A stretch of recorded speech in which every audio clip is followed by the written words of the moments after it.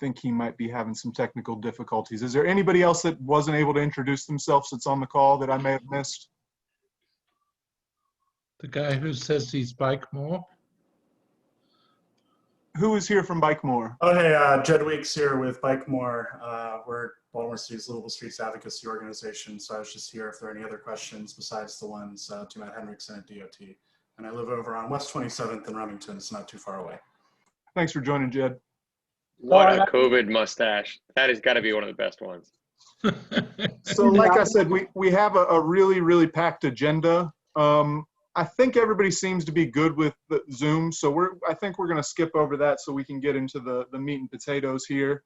We've done our welcome and introduction. Russell, do you want to do a little membership pitch for us? Hey everyone. Membership in the Harwood Community Association costs $10 a year. Membership dues are paid at the top of the year, that's in January, and they renew every year. Paying your dues allows you to vote in community decisions, and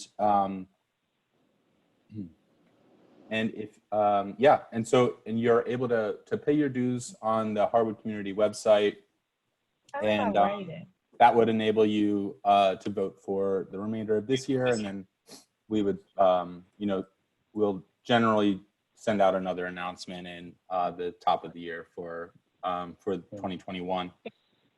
So if you have any questions about that, feel free to send me an email. I'll put my email in the chat. And also I'll send the link to, or Jenny, I see, already shared the link for paying the dues. So yeah, the link's right there in the chat. If anybody would like to join or needs to pay their dues, please do so. That's really one of the only ways we have funds to operate. So thanks. This is Councilman Stokes. I am here. Hey, Mr. Stokes, how are you? Thanks for joining us. Thank you. So like I said, we have We can't hear. somebody have something to say? Oh, this was Tamara Payne. I'm sorry. I was trying to figure out Zoom on my phone. I'm kind of like mobile right now. But okay. Tamara Payne from the 300 block of East Lorraine Avenue. Thanks for joining us, Tamara. Okay. So safety and security updates. I don't see Tony on here. Christina, do you want to give an update with that?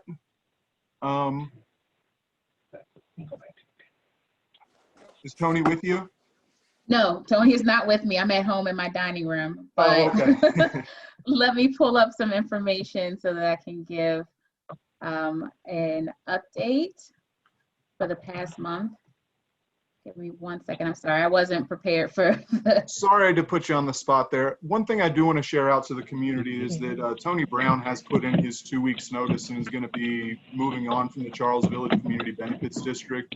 Tony's been an invaluable resource for our community, and we're really sad to see him go. I'm on the CVCBD committee, and it's going to be really, really tough to replace him. He's made great strides in the program while he's been here, so we're really going to miss him. If you see him, please, or you have his contact info, please reach out and express your gratitude, because he's been nothing but amazing for a lot of people in our community. So yeah, with that being said, Christina, did you want to share some crime statistics? Sure. So I don't have the specific statistics in front of me, it being the very beginning of the month. I haven't received those yet, but I do have a few incidences that I'd like to point out in the 2500 block of Greenmount. At the Dollar General, there were particular incidences of larceny that happened at the end of September, where the suspect had entered the store, removed property in a duffel bag, and then fled the store, and that happened on 2 separate incidences. Also, on 25th Street, there was another larceny that took place. And so one of the things that I did want to mention here tonight is that on the 14th at our Safety Advisory Council meeting, those meetings are going to be taking a slightly different approach for those who are typically able to attend. We do get updates from Northern District. We hope that will continue. We also intend to still have all of our partners at the table, but these meetings are really going to start shifting to becoming more work group meetings.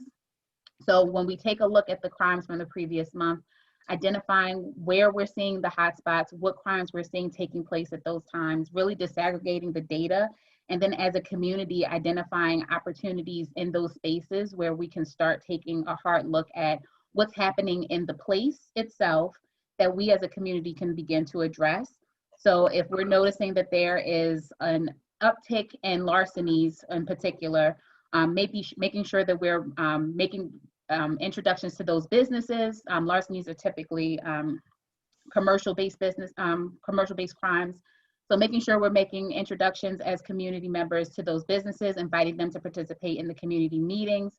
If we're noticing something in a vacant lot, making sure that we're getting in touch with DPW and DOT around making sure those spaces are well lit, well taken care of, and then identifying more ways to get more people on the street.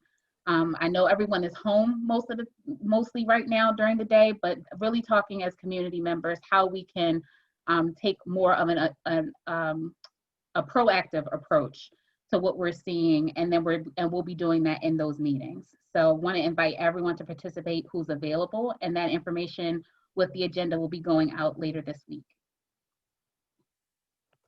Awesome.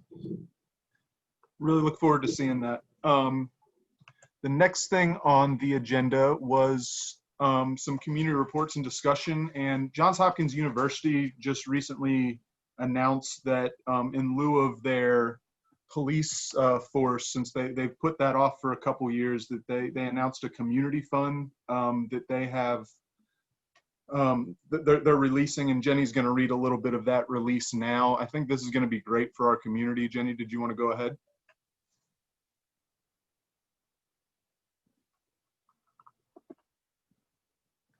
Jenny, are you? Yeah, I have been on vacation for 4 days and haven't Zoomed, so I forgot to unmute myself. Yes, so the JHU Community Fund is a 4-year, $6 million fund. And so the goal is for community organizations and community members to lead these safety and violence reductions effort, as opposed to relying on their organization.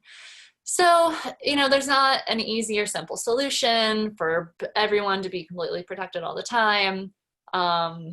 So because they put a pause on the police department, this Innovation Fund for Community Safety is going to partner with Johns Hopkins, and Hopkins will offer technical assistance, data insights, research, financial support, and so then we get to share our big ideas and hopefully see them to fruition.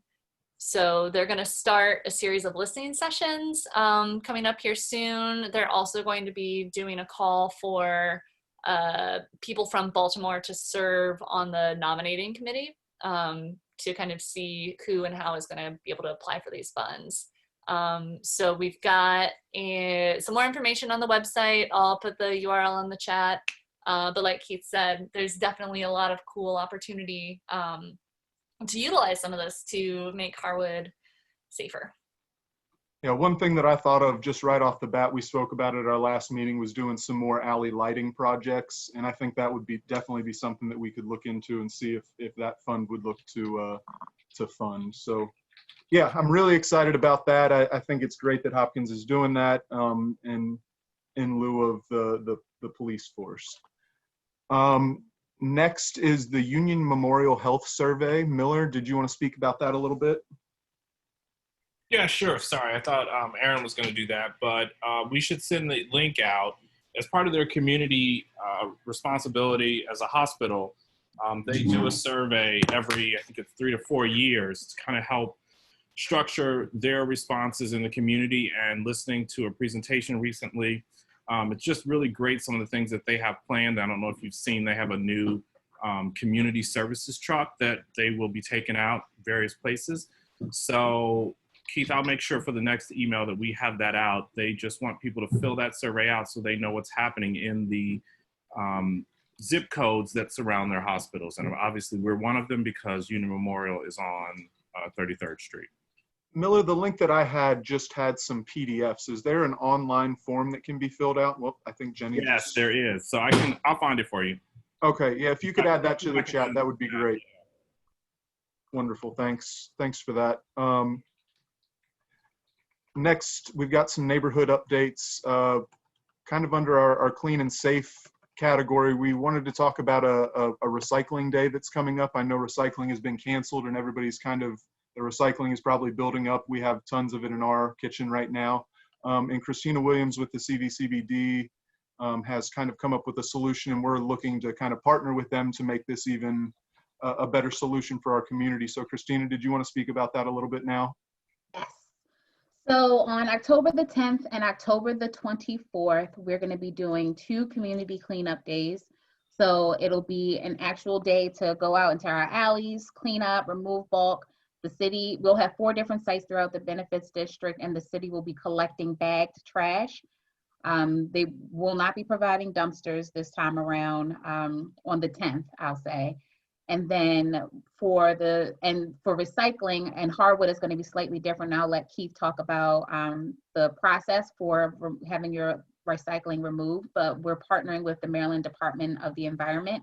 They have several volunteers that are coming with trucks to be able to move recycling from the communities to either Sisson Street or to Mervo High School. So you can bring your recycling to Barclay and 27th, or you can volunteer through Harwood to focus on how they're going to organize that.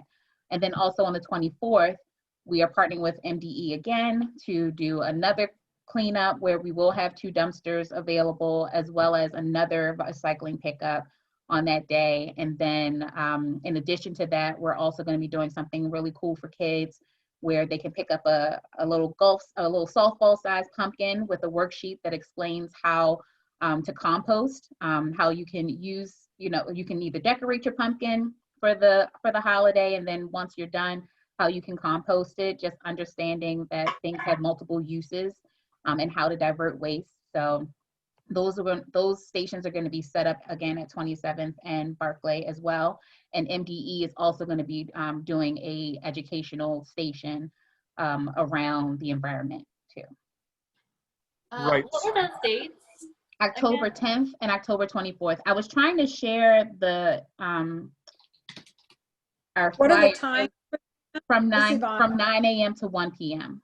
Okay. Thank you. So I think our plan as a community to work in conjunction with Christine in these pickups is, I've already got about a half dozen people, and I'm really looking for more volunteers that would be interested in basically collecting the recycling from your alley and bringing it down to the end of the alley so it could be easily accessed by a truck. Jenny is going to put up a sign up link in the chat if you're interested in helping out with that. If you can do your alley, if you could do a couple alleys, we would love to have you out for that. I'll have some wheelbarrows and some things like that that can help us out. And we're going to try and get all this recycling and stuff out of here. I know it's building up for a lot of people. And Christine, I'm really glad to hear that there's going to be dumpsters and things like that, like bulk trash pickup as well. I hadn't heard that piece of it previously. I thought it was just going to be a recycling. So if anybody has time either of those days, the 10th or the 24th in the morning, I'd really love to see a lot of people out, getting any trash that's around here cleaned up before the winter. So if you, Jenny's going to put a link in the chat to sign up for that. So if you can sign up for either of those days, please sign up, and we'll send out some more information. Yeah, I know there's a lot of links and stuff that are going up. So we'll send out a follow-up email after this so that way you don't have to try and furiously follow along in the chat. But if you want to go ahead and do it before you forget about it, here you go. Charlene, did you have something to say? Actually, I was going to ask just what Jenny said, but is there a flyer that, I don't know if that's Christina, can that go in the email also? Because I'd like to send it to my neighbors on my block. Okay. I can send our flyer. You can email it to me. I can send our flyer. It looks like Jenny just posted the sign up, or is that Harwood? Sign up. Yeah. Oh, that's Harwood. Okay. Charlene, I'm really glad you said that, because there are a limited number of people on this. So if you could reach out to your neighbors, let them know that this is happening so that we can really make an impact. Nick, did you have something? Yeah, I just wanted to thank Christina. I noticed that there was a public trash can outside Berkeley School that was overflowing and disgusting. And I reached out to Christina.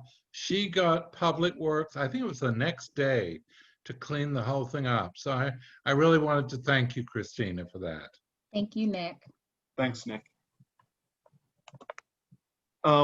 Yeah, so like I was saying, please reach out to your neighbors. Let everybody know that these days are happening so that we can have as much of an impact as possible. And if you are able to bring some recycling down and collect it at the end of your block, please sign up, and we'll kind of coordinate so that we make sure that all the blocks get hit.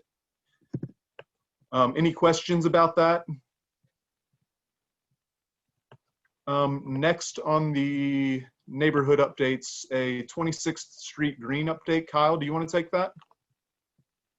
I would be happy to. So yeah, 26th Street Green, the update is, yeah, it's a great space. Everyone is welcome to use it. And we're still waiting for DOT to do their part of the job. But so in the meantime, we've been really focusing on is we have the spruce up funds that are, well, they haven't actually received them yet, but we have, you know, we have a notice of award. And so we've been trying to talk to DOT once in a while about like when are they going to do their whole part of the project, but no real update on that. So in the meantime, we've been focusing on community use guidelines. And so there's a meeting on Sunday that some folks from the neighborhood, some people that like to skateboard, and some other kind of community members came together. I heard it was a really productive meeting, and so I think that we'll see where that committee goes. That's the update. Nice. Can I just piggyback on that real quick? Because I went absolutely. And I think that I just, you know, as you're talking to your neighbors, if we could just remind people to be respectful. You know, there's someone whose house lives along that side, and it was a great meeting about the usage guidelines, but it was interesting to hear that so many in the skateboard community thought it was going to be a skate park because of the number of ramps and things that were there. So, I think we all want to use that space for you know, the end of all time, but we have to remember that there's a point where we have to turn off at night so people who live along the park can enjoy their house. Certainly. Let's be neighborly, you know, be considerate of everybody, please. Thanks for that update, Kyle. I don't think Matt Kelly is on from Humankind, so we'll skip over that. Miller, did you want to do any CVCBD updates? Is there anything pressing on that other than what we've covered already? Is Leslie on? She's not able to attend tonight, no. Okay. So let me just start with a couple of CVCA updates. One being that I hope everybody will check out the music series that is going at the brewery. Know that the brewery has reconfigured so that there's distancing. Also, the CVCA new membership year started October 1st, so please renew your membership. I have to put that plug in there. And we'll be obviously keep meeting soon, just talking about some initiatives in Harwood as I am taking things over from Kirsch as the new president. And I cannot thank him enough for all the hard work that he's done, and I'm trying to carry the torch forward. So CVCBD, and I'll let Christina speak at the same time. I just want to remind people that we want to work on this alley beautification and cleanup project, and we need some people to attend the talkback session. We want to know what you want. And so we had one scheduled this past Saturday. And I think because it was a beautiful day, no one wanted to participate. And I showed up and I decided, you know what, it's always about Miller. Let's not make this about Miller's situation. So we're going to reschedule and would like to have as many people as possible. I echo Keith's sentiments that we were really sorry to receive Tony Brown's resignation. It came as a surprise to us. You know, the board voted to renew his contract for another year. And so now we have the arduous task of finding someone to fill those shoes. And so Christina, you know, within the next couple of weeks, will be presenting us with the plan to start the search and the other things that we'll take into account. and we'll definitely share that out to the community. But I think that if everyone could reach out to Tony and just let him know how much we appreciate his years of service and wish him well, that would be great. Christina, any other CVCBD beyond what's already been shared? Yes, so elections nominations are being accepted right now for this would be quad 4 representatives. And those are being accepted through October the 16th. Elections are going to be held October the 26th through October the 28th. And there will be a community meeting on October the 27th. So at that meeting, I hope to have more information about our next steps to fill the Director of Safety's position. Also hope to have more information about collaborations for the Innovation Fund, having those conversations now. So I'm definitely interested in partnering with communities. If you guys have ideas and maybe need a little bit more capacity that we can offer, definitely want to partner. And so I'll be talking about that at the community meeting, and that will be, again, October the 27th at 7 p.m. And then following that will be a board meeting. And everyone is welcome to attend. I always post the board information on our website. We'll try to also begin to share it more widely on our Facebook and other social media pages. But nominations and then the elections are coming up. Community meeting is coming up. That's information I really want to see as many people there as possible. And then the other thing, to Miller's point about the alley beautification, we've had a subsequent conversation with Neighborhood Design Center and the amazing volunteers that are participating in this process, and decided to do something a little bit more interactive with neighbors. And so hope to release that information where you guys can use a QR code, scan a QR code to take you to a website that allows you to walk through your neighborhood yourself and identify specific alleys that need some kind of beautification or just have some issues, so that we can get as much information from you as possible. You can do it on your own time. But then also on our cleanup days, we'll be collecting information from folks. Just a few short questions just to get to meet everybody where they are. So hopefully we can gather as much information as possible. And if you know of anyone that's missing from these meetings or these conversations, please extend their information to me or my information to them so that I can make sure to engage with them as well. And I just saw a question from Jenny in the chat about why it's important to join the board. You know, I think that we want representation from all of our communities, because as we're having the meetings, the information that we all see in our daily travels helps us make better decisions as a board. And so we definitely try to make sure that we have the correct number of people, and we'll get to Keith if we need more people from Harwood. But we may be okay right now. Go Harwood. Miller and Christina, thanks for those updates. Kind of the last little bit under the community update part. Last week, we kind of rolled out 4 different work groups that we're forming. The community garden, kind of our welcome wagon, new neighbors, welcoming group, an alley lighting and cleaning group, and a neighborhood events group. Jenny has actually put together a sign-up list for that she's going to post in the chat and also send out in the email later on tonight. One other note where you could possibly help out, Barclay Elementary is looking for some Spanish-speaking interpreters. There will be an email address if you can help out in any way with them. There'll be an email address in the chat as well. Please email, it looks like it's ahinton@childfirstauthority.org. And you know, they're looking for some help with that. So if you're able to do some translation, please reach out. Next, we have some guest speakers. First, we're going to start with Matt Hendrickson talking about safe streets. Matt, do you want to take it away? Yes, thank you, Keith. Good evening, everyone. Nice to be here with you. It's actually slow streets is what I'll be discussing. And I'm going to show a couple images here. And I know you guys had some questions, in particularly around the Barclay installation. Is that correct, Keith? Yes, sir. Okay, great. Slow Streets was a program in response to the pandemic to provide more space for social distancing as well as provide traffic calming benefits for neighborhoods. We're looking, we started a pilot program beginning in park space, and worked closely with Rec and Parks, and then expanded the program as the City Council legislated us a mandate to install 25 miles across the city.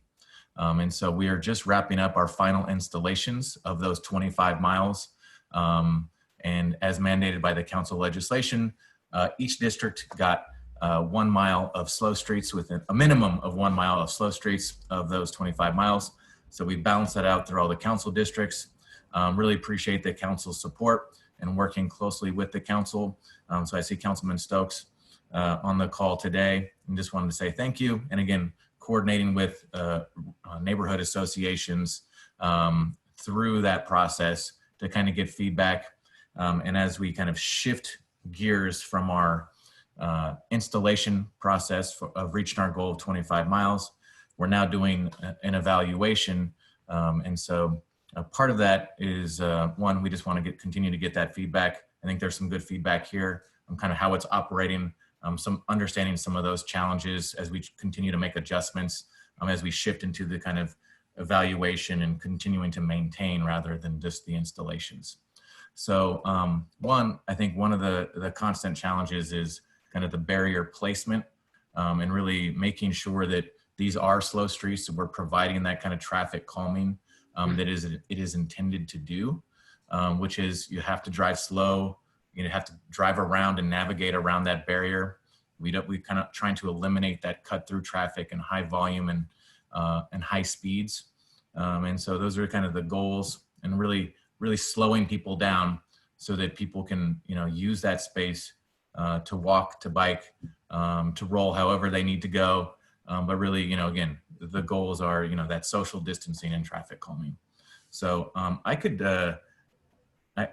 show a couple images of the proper placement, just so you guys know what we're looking for, and really asking for support. As we get into this next phase of the program, we're offering opportunities to adopt a slow street, which would entail, moving those barriers back into the correct location, as well as if there are any maintenance needs. Sometimes, these things, get damaged, they get bumped, they get shifted, and then kind of, awareness of, how to, call 311 and just let us know what you see, and so we can make adjustments and get out there and fix any issues. So, give me 1 second.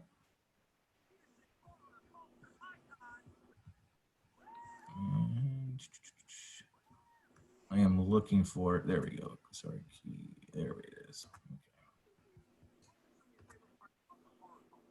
All right, I think we're cooking now.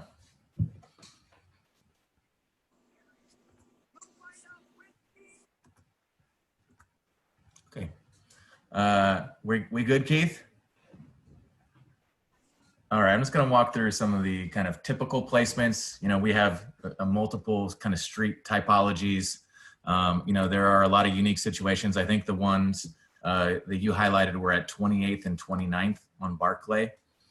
Yeah, Barclay is the main one in our neighborhood. Yeah. I believe 27th Street comes towards our neighborhood, but doesn't quite touch us. Okay.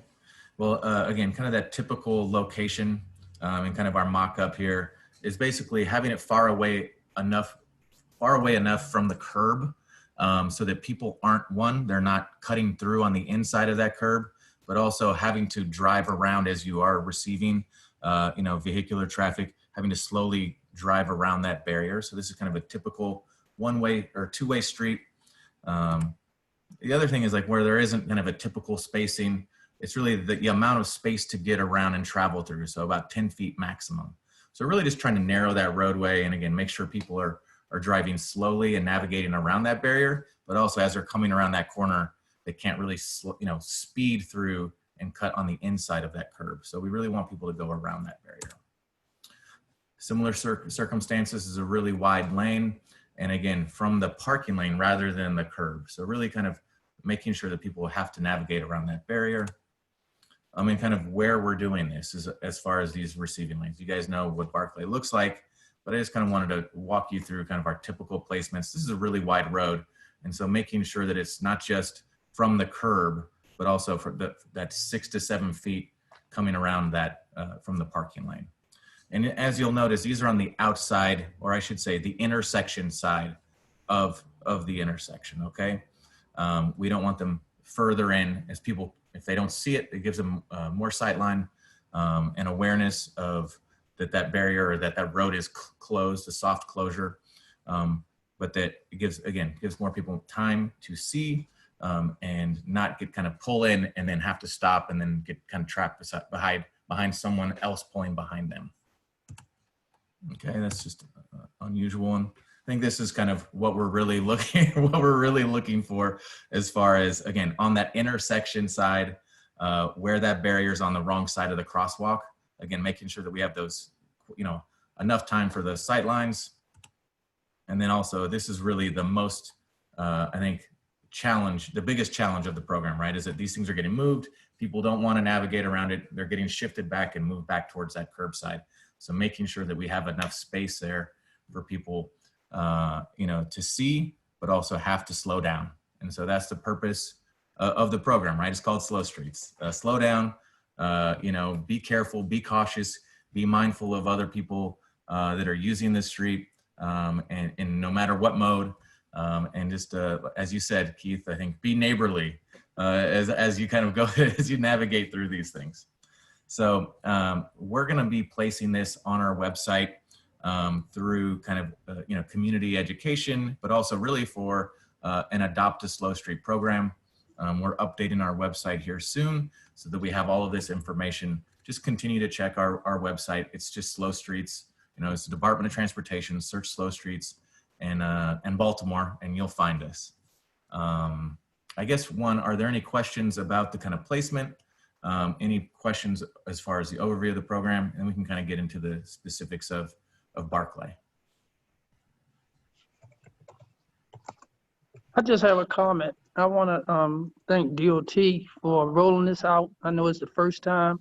I want to thank all the community associations that reached out to me so that we can see this happen. I think y'all did a great job for the first time, but I see better things happen with the slow streets because it really reduces traffic and make communities safe and even out people that are using bike lanes or not using bike lanes. It really enhanced safety in all communities. So I want to reach out and thank DOT and the communities for spearheading and actually making this work for the first time.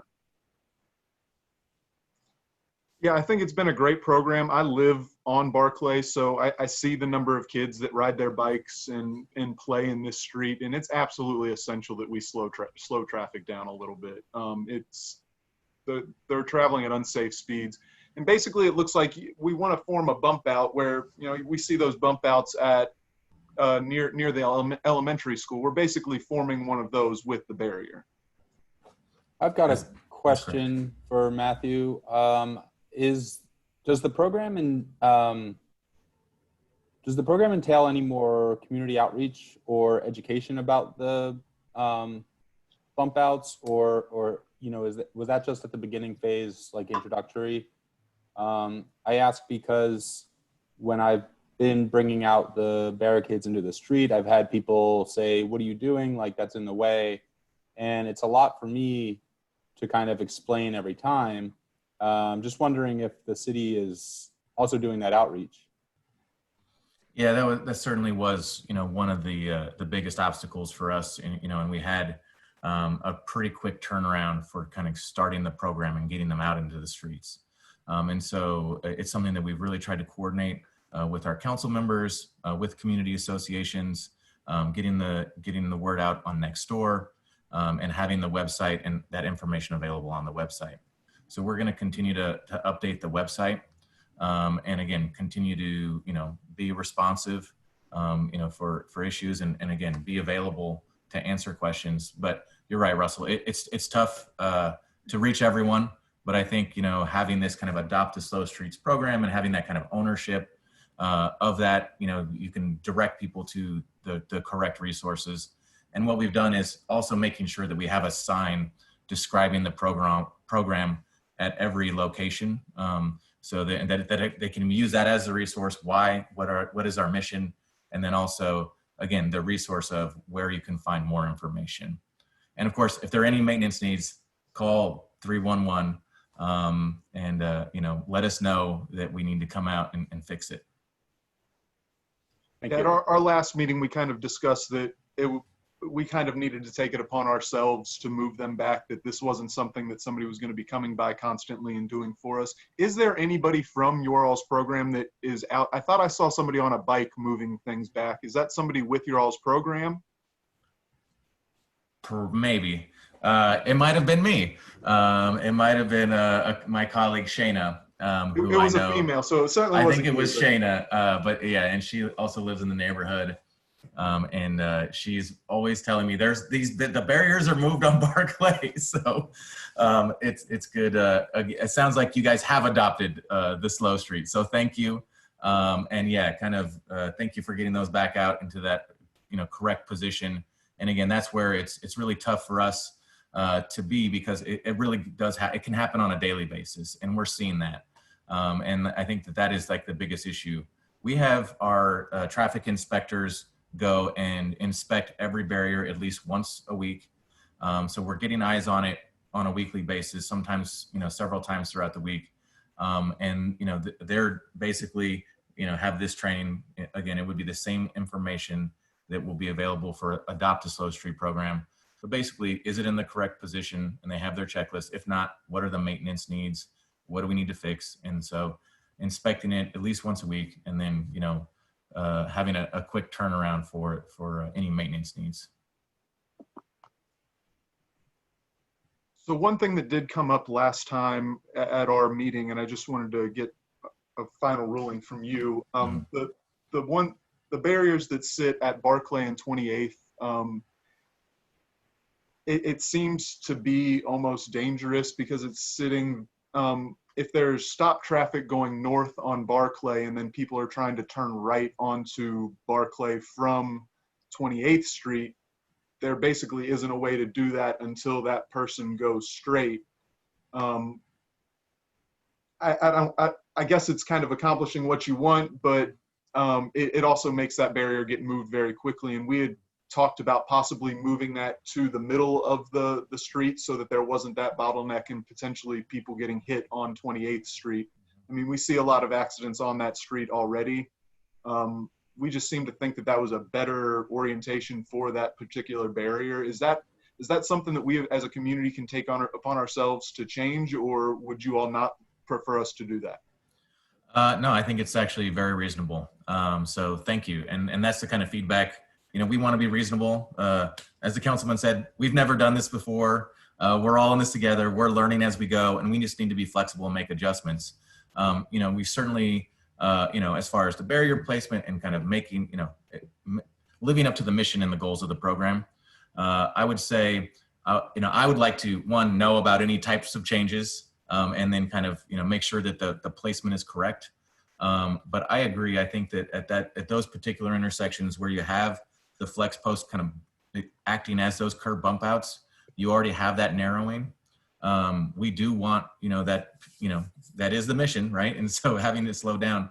But I think in those particular locations where you have a unique situation, we can be flexible. I was just looking at it, beforehand, before this meeting, even, maybe at the kind of alleyways that are a little bit further back That's exactly what I was thinking. I think would be a good space for that, and basically treat that as the intersection, right? And then have it in the same location as we talked about with the barrier placement at that space. So what I would say is, let me, take a look at it, and then just, make sure that I can just get a mock up and have that placement, and you have my stamp of approval, and then that's the location of your new barrier for those particular intersections. I would say throughout the rest of the corridor, continuing to, have them where they're at, but again, in a unique situation, making those adjustments. Perfect. Were there any other questions for Matt? Is there going to be a more permanent solution to this, or? So Yeah, I know where you're going with this, and one, it is a temporary program. You know, obviously the barriers are, you know, temporary in nature. We've had to do a lot of this in-house, but for, you know, a program of this size and kind of comparable cities, I think it, you know, it was a big undertaking. And I think as we go into the evaluation phase, really hearing that feedback, you know, and what's working, what you'd like to see more of. And kind of going beyond what we think of typical traffic calming. So going beyond the kind of speed humps or traffic cameras and looking at kind of innovative new ways to provide those same benefits, you know, and slow people down and in a kind of, you know, turn these residential areas back into, you know, spaces that people can use rather than just drive through very quickly. What is the expiration on this program? Is there a set time where those barriers are set to be removed? There's no time limit or specific date. You know, kind of going into the winter, knowing that if we have some, you know, poor weather, then we have snowplow. Just being realistic about that.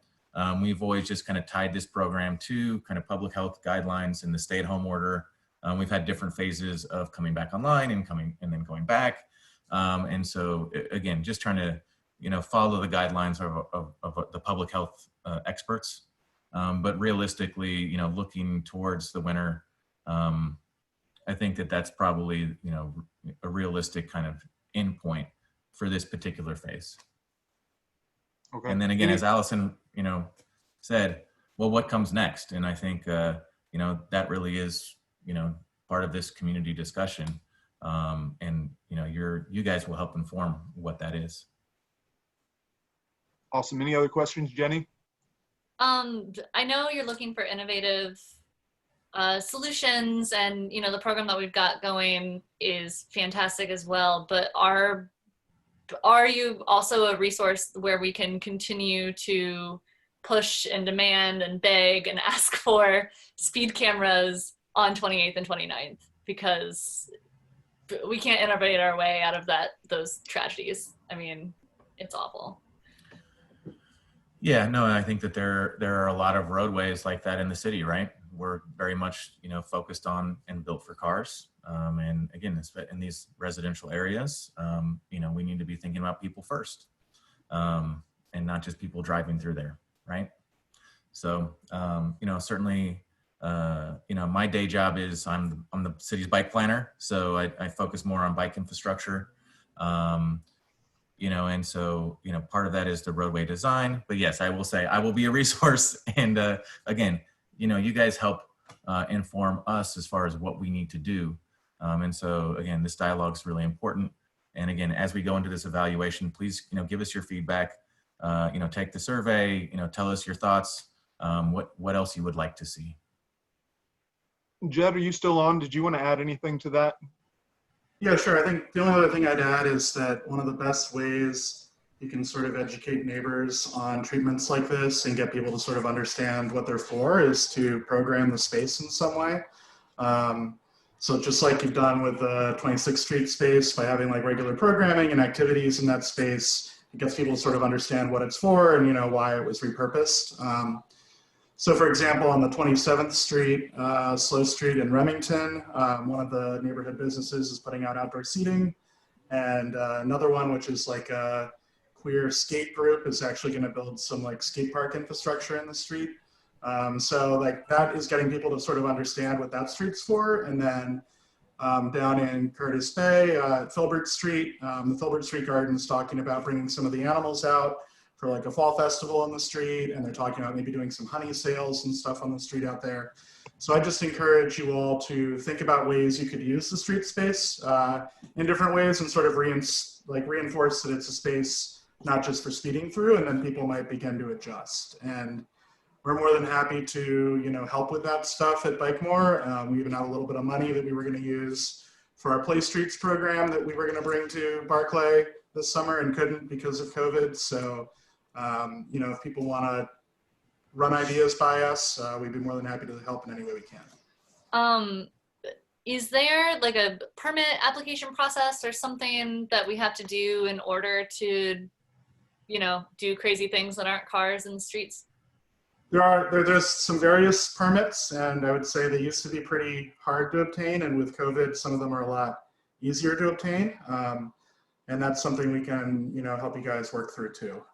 It's probably too much to talk about right now, but it's doable. Yeah, we've got some Halloween stuff that we might be able to tap into you for that, that we could potentially use some help for. So yeah, that's a great call out, Jenny. Thanks. Any other questions for Matt or Jed?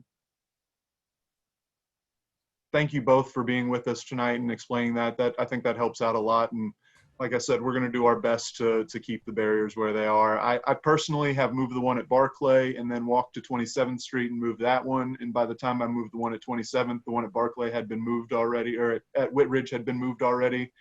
So I just went and moved it back. I'm persistent, so I'll take care of those two for sure. Next up, we're going to talk a little bit. Yes, sir. Just said thank you very much. Oh, thank you. Persevere, my friend. All right, y'all. Nice to meet you all. Thank you so much. Thanks again. Next, I want to talk about Halloween. I believe the mayor has said that we shouldn't really be doing trick-or-treating. Odette brought this up last time, and we said that we want to talk about it more now. Minju at the 29th Street Community Center has actually got some programming that he would like to present to everybody, so I'm going to let him take it from here. Yeah, thanks, Keith. It's like Halloween it's becoming a tradition at the community center. Like over the past 2 years, we've done like haunted houses, not just for our after school program, but opening up for the entire community. So our staff, they were really still excited about doing like a socially distanced, kind of like a walk through the center where like the doors are locked. We actually do in-person programming right now for a small number of students. So we use CDC policies and recommendations to keep everybody safe. So that includes temperature checks, masks on at all times, keeping 6 feet from everybody, constantly, sanitizing and washing surfaces, screening questions every day for anybody that comes to the building. And they wanted to implement the same type of thing for Halloween on Saturday as something that, we feel that a lot of kids are going to be out almost regardless, whether it's encouraged or not. So that was kind of their feeling behind it, was, doing something positive for a lot of the kids who during this time are, in front of a computer screen like all of us. And, they just want that outlet to, I guess, kind of see their friends and even see what the community center is up to, because we haven't been open to the public. It's just a small number of enrolled students. But we were thinking of doing like a 5 to 7, a walkthrough of the community center, pass out candy. And if, people want to chime in on that, that's perfectly fine. I'm open to ideas, suggestions, caution, disagreement, feedback, whatever it is. Like I'm more than open. So I guess I can open up the discussion there if anybody has any questions or concerns. One other thing I wanted to point out was the 300 block of Whitridge is trying to put together kind of a movie night where people could sit outside and be socially distanced. So I think there's a number of things throughout the community that are going on, and we really just wanted to connect everybody to that, so that instead of everybody trying to create the wheel themselves, maybe we could combine efforts and make all of these great events. I'm not sure what everybody's planning on doing for Halloween, but if you want to get involved, Minju's looking for help and would love for people to help out there. If you're looking for a way to, express your Halloween, if you're really big into Halloween, get in contact with Minju. Was there anybody that had any other comments about Halloween? Is that going to be indoors at the community center? So it's like a lot of it happens outdoors, like the screening, the temperature checks, the sign off of waivers happen outside. They had talked about like doing a walkthrough in the building but closing off any of the rooms so that's literally just a walkthrough. And then you keep the doors open inside, or the back doors open and the front doors open, to provide like a haunted house feel. But I mean, I'm just kind of the messenger with this event, honestly. Like, I want to, you know, support staff and be, you know, something that is, you know, positive for Halloween night. But I could also be swayed to like, hey, we should do this outside or not do this at all. Like, I'm really open to a lot of different things, to be honest. But if there is no feedback, they may continue with that idea. He's looking for feedback here, so if anybody has any comments, please share them. Were you thinking about limiting the number of people that would go through at a time? Yes, I think it'd be like 5 at a maximum, but maybe even less. Yeah, normally it's like we do 10 people at one time, but that would not happen this year. I wanted to ask Minju, have you consulted with any medical professionals about how to do it since in the indoor part? I mean, we haven't. A lot of it's built off of what we've done since the summertime and even during the fall, where incorporating the same guidelines that we use for people to enter the building would be the same type of thing that the Halloween event would be built off of. Which again is, you know, masks. You have to wear masks, you know, 6 feet away. Temperature checks, screening questions, like all that is still what the CDC recommends, what we do and what we would also do if the building was open Saturday night.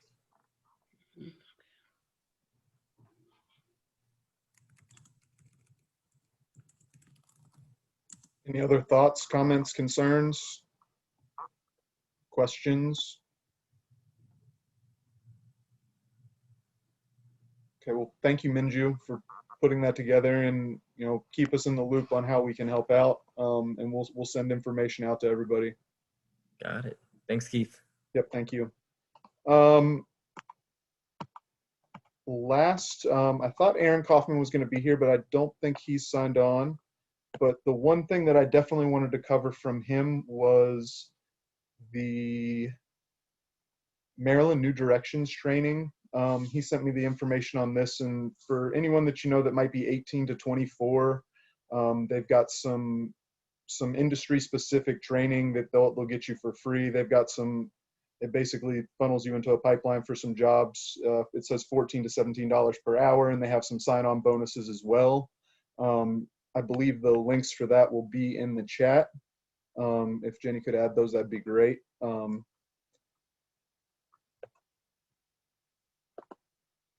And before we get to the District 12 candidate presentations, I wanted to open up the floor to anybody. I know Emil had asked if he could speak for just a moment. So Emil, if you wanted to start off, and then we'll have open comments for just a moment before the candidates speak. Thanks, Keith. May I present a slide? Certainly. Okay. So I think you need to make me a co-host or allow me to display. Let me try. Oh, I think this works.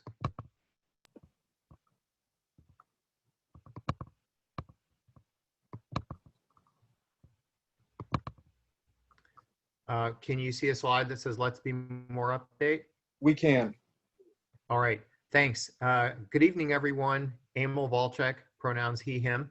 I've talked to you before about Let's Be More, the Baltimore Time Bank, and I just wanted to give you all a quick update. The Time Bank members have collectively now contributed 375 hours for COVID-19 relief, and a lifetime total of over 660 hours since the Time Bank started. We've had new members join from Mount Vernon, Wyman Park, and Catonsville. Some of the COVID-19 response activities members have been engaging in include getting a prescription for a COVID-19 survivor, grocery shopping for high-risk neighbors, and food distribution to and from a variety of locations, including the North Avenue Mission, Italian Cultural Center, and 901 Arts over in Waverly. Some other exchanges that have been happening are mediation and conflict resolution advice, financial advice, and dog walking. And I don't know if Franca can hear, but the member from Mount Vernon who joined was her neighbor, Joni Carr, and Joni just gave Franca some credit for dog walking. So I just want to thank her for that. Some new offers on the site include tax advice, tutoring, vegan cooking, and Tai Chi lessons. We had our second meet and greet on September 10th. And if you go to our website under Let's Be More links, you can see the video from that and meet some members sharing how they're able to help each other. Our next meet and greet will be Thursday, November 10th at 7:30 p.m. on Zoom. And please visit letsbemore.timebanks.org to learn more or join. And that concludes my report. Thanks for listening, everyone. And I hope to see you on the Time Bank. Thanks so much for all the work you're doing. That's really great work. If anybody wants to get involved, hop in there. This is a great community or a great organization. Miller, did you have something that you wanted to add? Yep, really quick. So I wanted to make sure that we recognize Aaron Kaufman, who's not here, and Keith, our president, for being able to plug in and get some more Care-a-Lot grants for several plots in Harwood. And I know that Keith is taking on especially large role in that he's going to do some of the work so that the money comes back to the coffers to prepare to have some money for the garden. So Keith, thank you for doing that. Many thanks to Aaron for finding those additional Care-a-Lot grants for us. And then the other thing that I just want to mention, and we will be, I'll be getting in touch with folks later, is that in the 2600 block of Greenmount, we've got a new clinic that is attempting to open. And I really want us to take a good look at whether this is really a holistic approach for the people who may be coming there to get services, given some of the drug activity, crime activity that we have on 27th Street. The owner of the building originally said that she was putting administrative offices into that building. And all of a sudden, we now find out that she wants to be providing services. So we're just going to get all the facts, and then we'll get back to people, because we need to make sure that this is what's going to be good for our community. And we've talked about this previously, but also good for the clients. So I'll be back. Caring Hands, in case you want to Google, Caring Hands is the organization that's looking to come in the 2600 block of Greenmount. So I'll update everyone later. Thank you, Keith. Yeah, we're definitely following that very closely, and Miller and I are both going to meet with them. The letter that they wrote us was very, very flowery, but we are hearing different things. So we just want to make sure that we fully understand what they plan to do once they open in the community. Did anybody else have anything that they wanted to add community announcement wise? I do. This is Tamara. Hey, Tamara. Hi, everyone. I'm sorry, I'm driving, so I'm not going to look in the camera. But I want to say that I don't think I made any announcement, but I did receive additional monies for Spruce Up in reference to the butterflies. So we didn't get funding last year, so I didn't necessarily have to go around and collect additional names this year. I just kind of like reapplied with the list of houses that I have. I had generated like a couple of years ago. So there's some, definitely, you know, it's the 300 block of East Lorraine. There's a few houses on Guilford, a few houses on Whitridge. So I'll be adding additional houses. And this time we're not putting the butterflies on the side of the homes on Barclay. People actually wanted them maybe like 1 or 2 or 3 on the fronts of their home. So depending on how much we can get, as far as donations, because we decided in the middle of the grant, we just decided to, I talked to Miller, talked to Aaron, and I just decided to collect donations, which everyone was more than happy to actually do that. So I'll be probably sending out some other additional information in reference to getting additional houses depending on how much donations we get from community. So just stay tuned for that. But we'll be doing workshops via Zoom, and hopefully, possibly before it gets kind of cold, we'll do like a social distancing, but I'll be contacting those people on the list. And I've actually already contacted the people that are on the list because they had to sign like permission slips for the grant. The second thing is on October the 24th. So most people might know that in the alley of my block, which is the 300 block of East Lorraine, which is right behind 26th Street and then Guilford, we put lights in the alley.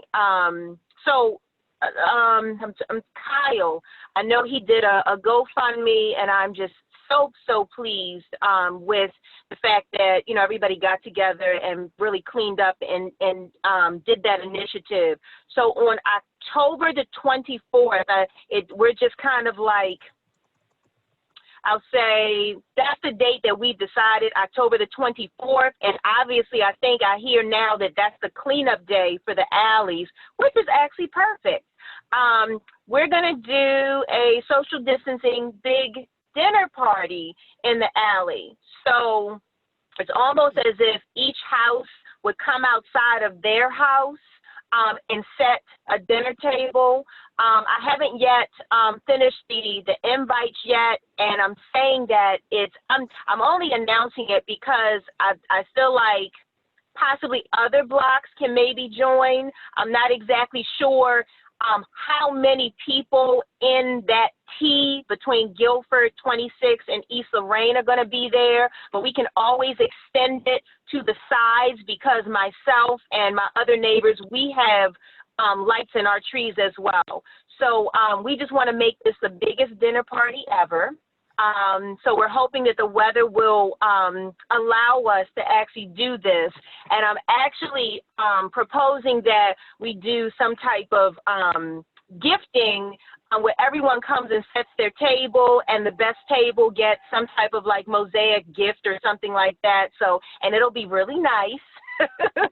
So I just want to put that out there, and I'll probably be sending some things out in reference to the invite. So you'll probably see something. So Keith, I'll probably send something to you. I'm definitely sending it to the houses in East Lorraine, but I don't think anybody would mind if other blocks came down and set a table and had dinner, you know, as well. So yeah, so that's what we're doing. Yeah, I mean, Tamara, if you want it to be the biggest dinner party ever, why not invite the whole neighborhood? And that's what I'm, well, and that I'm putting it out there, so we're just going to see who shows up, you know, and it's like, you know, everybody's kind of like claiming their table space. I know I already have 3 tables set up for myself. So I've seen a lot of neighbors doing similar eating in the alley, dining in the alley type things, and I think it's great. You know, anything. Yeah, well, do. Miller and them, they did it. Tamara, one other thing, could you explain a little bit, just if anybody doesn't know about your project, what the mosaics are from the first part, what you were talking about, if anybody doesn't know about in reference to the, okay. In reference to the butterfly effect, I guess it's been, this initiative, it started probably like maybe it's been like 5 or 6 years. The butterflies basically began because I was trying to create something that we could do to possibly celebrate lost loved ones and people that transitioned in community. And it was just like a lot of things going on, but it's really about community building. It's because what happens is for those people that know Ryan Parnell, he cuts out the templates. He still has his shop down on, I think it's 25th and a half Street. So he'll be cutting out the templates out of Corian, but the butterflies are actually made from everybody in the community. So it's really about us coming together. So even if we just came together on Zoom, you know, everyone designs. So it doesn't necessarily, I think it turned into something much bigger than it just being where, oh, we're just celebrating, people that we've, lost in community.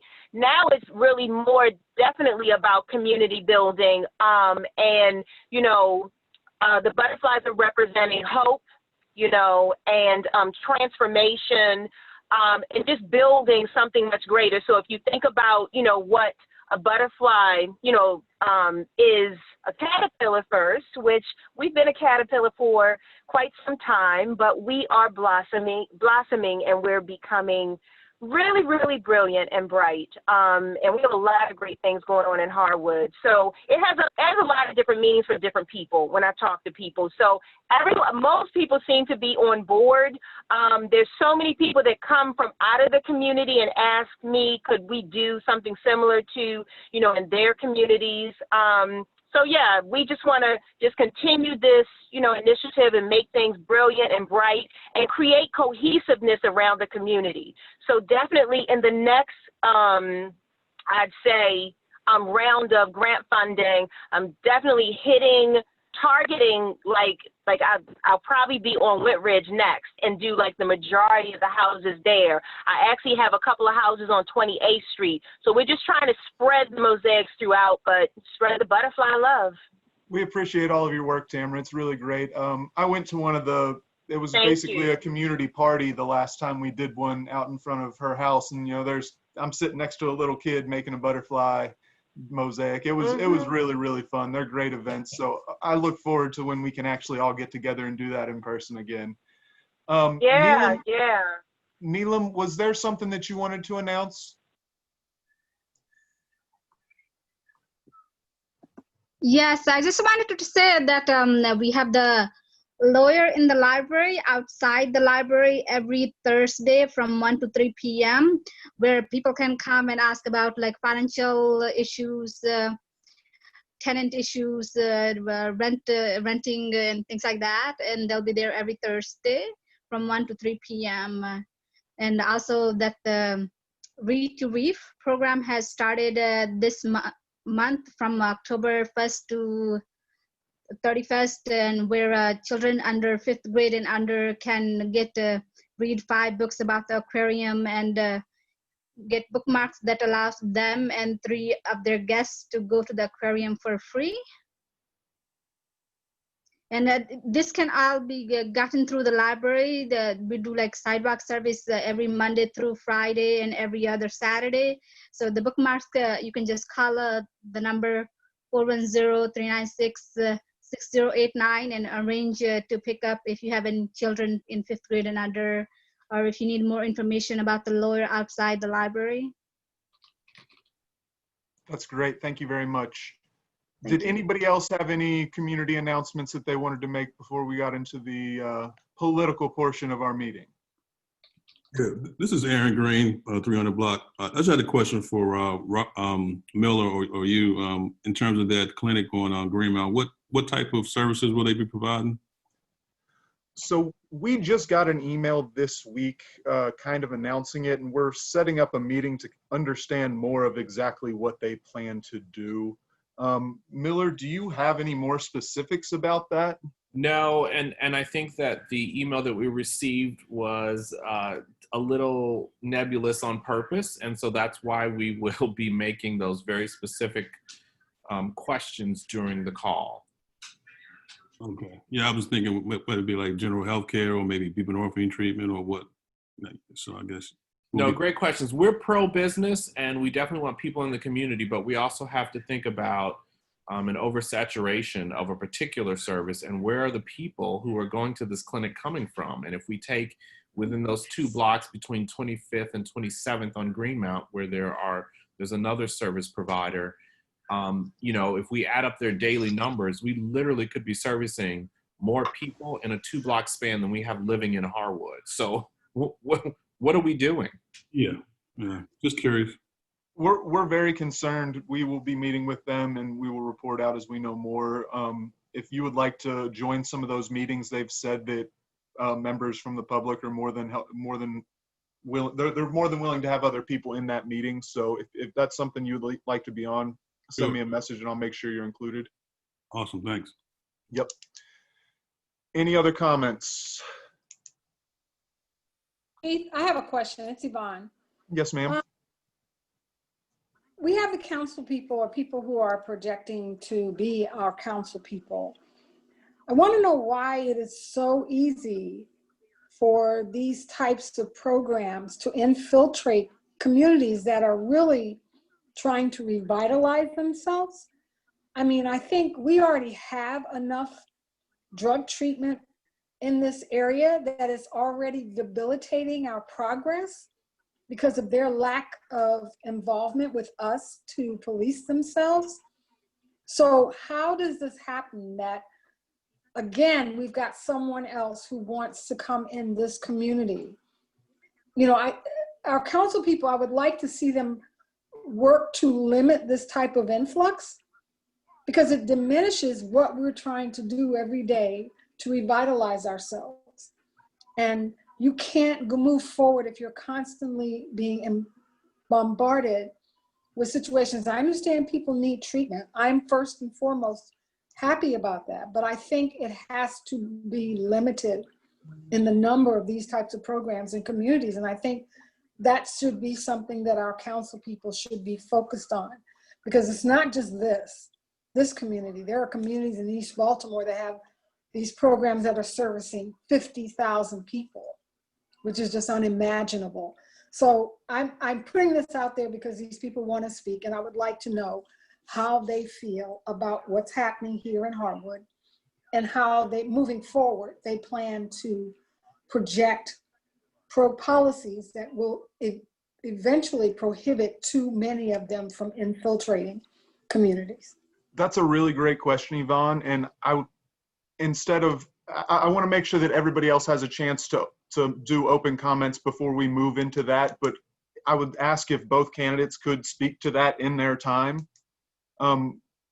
Was there anyone else that had any other open comments before we moved into the presentations by our two council candidates? Keith, I have a quick comment. Yes, sir. And I don't know if this is the right venue to make the comment or not, so folks, forgive me if it's not. My only comment is it's along the lines of what Yvonne has just had to say. I do agree with her, and I think what's most concerning is that the owner of the building at 2637 Greenmount Avenue said all along it was going to be a healthcare staffing business, and I kind of feel like we're now victims of a potential bait and switch. Yeah. We'll see. I mean, there's a lot of questions that need to get answered, but that's a concern. There are, and we're equally concerned. I pulled Miller into this immediately because he's dealt with a lot of them opening throughout his term as president, and I'm not as well versed in dealing with them. And I wanted to make sure that we were extremely thorough in setting this up going forward, so that we could fix a problem from the start potentially, and not have it be a problem that grows out of hand.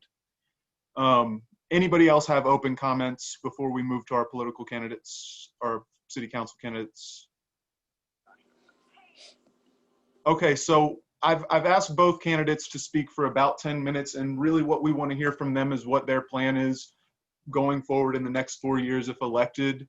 The presidential debates, if anybody watched them, were just absolutely ridiculous. I've asked these candidates to literally not even say the other person's name. So we just want to hear about your plans going forward if you are elected as our candidate. Let me see who I have on the agenda first, because Mr. Stokes, you're on the agenda first. Would you like to lead off? Sure. Thank you. I appreciate it. I just want to talk briefly, real quick. I grew up in East Baltimore. I've been in East Baltimore my life. My mother had 8 children, 2 sets of twins, and I'm the second set of twins. So we actually had gardens in our backyard. We had to clean up. We had to scrub people's steps. So that put me in the mode of services and just making a difference in the community. So I want to briefly just talk about some of the stuff I've done. 29th Street Center, who deal with youth and families, I was able to get them $200,000. Broadway East, who never got no money from the city. Youth and Families, Returning Citizens and Seniors, $75,000. Greenmount West Community Foundation, I got them $150,000. You know what they do over there. The Mac Lewis Foundation, Families and Youth, $30,000. $210,000 for the Oliver Community Center, CDBG money. The parklet at 26th Street, I was the one that got the $250,000 from DOT to make that happen. Calvin and 23rd Street, they got a new stoplight. They had so many accidents when you talk about traffic.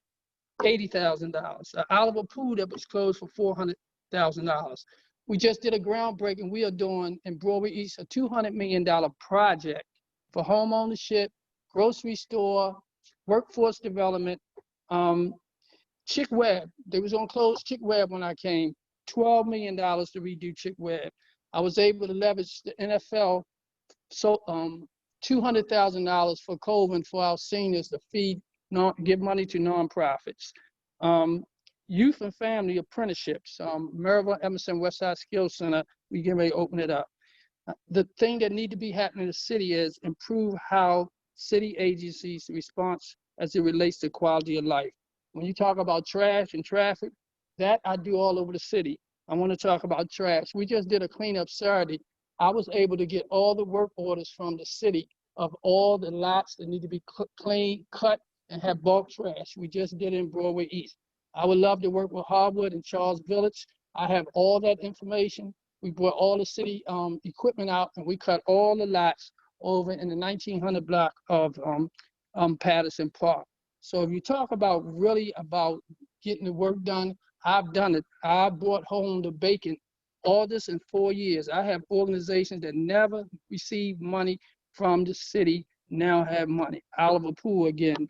Medway CDC, I was able to leverage $250,000 to deal with housing and vacant redemption of vacant properties. So if you want to talk about real work, I've done it.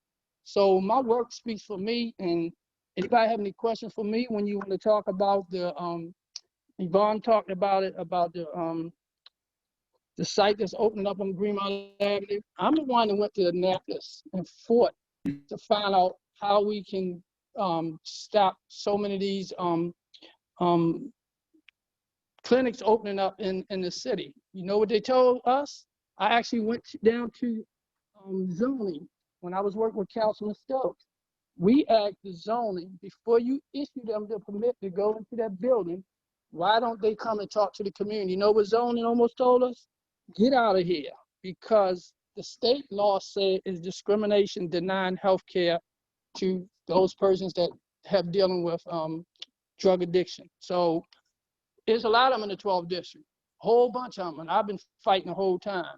And I think we need to go back and talk to our legislators, because it's a real big state issue. They were working on some programming in the state. We need to go back and revisit our senators and our delegates and our community and our city residents to find out how we can leverage that. Right now, the state seen it as discrimination. Thank you, sir. Councilman Stokes, I have a question. Jenny, we're not taking questions right now. I did forget to mention at the end of this, we're going to have, and I'm kind of promising something that I think we can do, but I'm not 100% positive. We're going to have a breakout group where you can ask both candidates questions. Kyle, I'm hoping you can make that happen for us. We can in fact. Can I say one thing too? Because I have to get on another Zoom call, and I can leave my email. I'll stay on as long as I can. But being a council person, my work don't stop right here. So I got to be on another Zoom call, Kyle. So anybody have any questions for me, I can give my city email, and they can send me their questions, and I'll be glad to have. Or call. Yes, sir. We'll compile them and send them in an email to you, and get answers to that. And I want to apologize for I can't be on there because I have other calls to be on. We appreciate your time tonight and what you've done for the community, sir. Thank you. Before I let Ms. Can I say one more thing real quick? We just passed the Perkins development, which is an $800 million project that do not move people out of Harbor East. The same people that live in Perkins, that's gonna make $25,000 will be living next door to the person that make $100,000. So it's been a lot of rumors out there, but it is not true. I've been working with this community for the last 9 years, and the residents and Perkins are all on board because everybody sat down and talked to them. HABC, housing, everybody. So I just want to make that clear also. Thank you. Thank you, sir. Before I let Ms. Franca take the stage, I do see that Tony has joined us, and I would be absolutely remiss if we didn't at least acknowledge his presence and thank him for his service. Tony, we let everybody know that you are moving on to greener pastures, and I said it once already, but we greatly appreciate all of your work throughout. Was it 6 years you've been with the CVCBD? Yeah, 6 years, yes. And I mean, the numbers speak for themselves. Can you point out a little bit of the numbers that you pointed out in your email to us? Some of the reduction in crime numbers, because I think everybody really needs to understand the work that you've done. Yeah, so thank you very much, and I appreciate it. And I appreciate all the friends and people that I've met and worked for. You know, what a great community you are, and you deeply miss. And of course, I'll always be just the email away. But we've had some great strides. I think the communication through the police department has picked up. I think that Major Gibson might be a little relieved that I'm not calling him all the time and all hours. But, you know, in 6 years, a 20% drop in crime. And every year we've been doing better and better and better with this.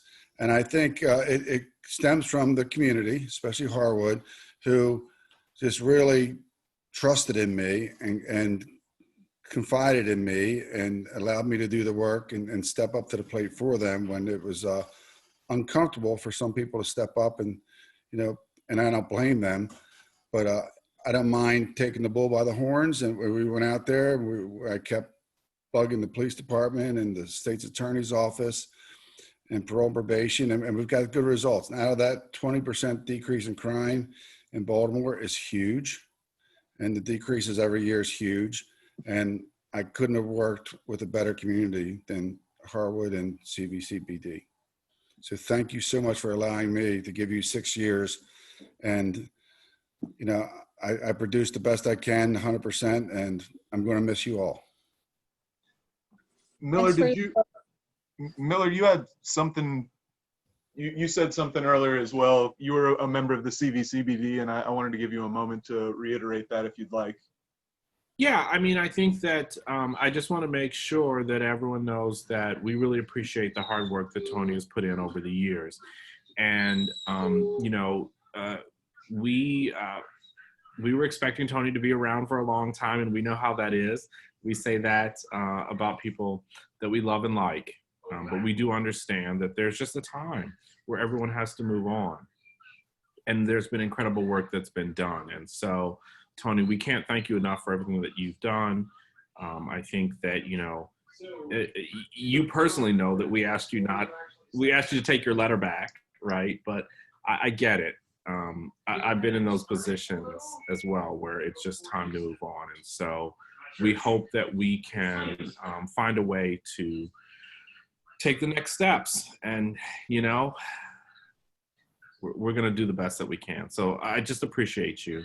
Thank you. I'm going to miss your weekend phone calls at night too. We'll do everything we can to keep the ball rolling forward. That you've really done a lot of work, and we can't thank you enough. And I'm only an email or phone call away if you need anything. Thanks so much, Tony. Thank you. Thank everybody. Thank everybody. You've been great. Thanks a lot. Thank you. Franca, did you want to go ahead and take your 10 minutes now? Sure. Sorry about that delay. No problem. And thank you everybody for having me on. Similar to Councilman Stokes, I have to jump off in a little bit. Monday nights are our weekly volunteer meetings, so I'll have to jump off in a little bit. But thank you so much for having me on. My name is Franca Mueller-Bass. I'm a teacher, been teaching for 10 years in public schools. I teach at Baltimore City College.